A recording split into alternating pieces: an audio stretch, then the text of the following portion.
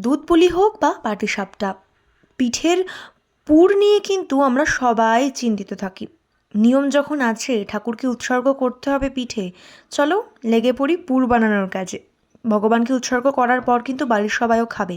গোলমাল কিন্তু একেবারেই করা যাবে না। প্রথমে আমি লিকুইড দুধ কিছুটা গরম করে নিয়ে তার মধ্যে পাউডার মিল্ক দিয়ে ভালো করে নাড়াচাড়া করে নিয়েছি।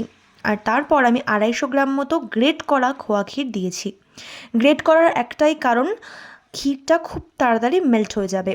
খুব ভালো করে ততক্ষণ পর্যন্ত নাড়াচাড়া করতে হবে যতক্ষণ না পর্যন্ত ক্ষীরটা পুরোপুরি দুধের সাথে মিশে গিয়ে মেল্ট হয়ে যাচ্ছে। এখানে আমি মিষ্টি সেভাবে ব্যবহার করিনি, তবে 50 গ্রাম মতো পাটালি গুড় আমি গ্রেট করে এর মধ্যে দিয়ে দিয়েছি। তোমাদেরকে একটা টিপসও আমি এখানে বলে রাখি, ডিরেক্ট কিন্তু দুধের ওপর তোমরা পাটালি গুড় দেবে না, সেক্ষেত্রে দুধ কিন্তু কেটে যাওয়ার সম্ভাবনা থাকে।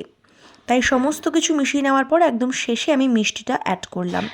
খুব ভালো করে গ্যাসের ফ্লেমটা বাড়িয়ে নিয়ে আমি ভালো করে নাড়াচাড়া করতেই থাকছি যতক্ষণ না পর্যন্ত এটা শুকিয়ে শুকিয়ে একদম থিক কনসিস্টেন্সি হয়ে আসছে। তারপর গ্যাসের ফ্লেমটা বন্ধ করে কিছুক্ষণ আমি এটাকে রেস্টে রাখবো। ব্যাস হয়ে গেল আমাদের পুর। ভিডিওটা ভালো লাগলে সাবস্ক্রাইব করতে ভুলো না।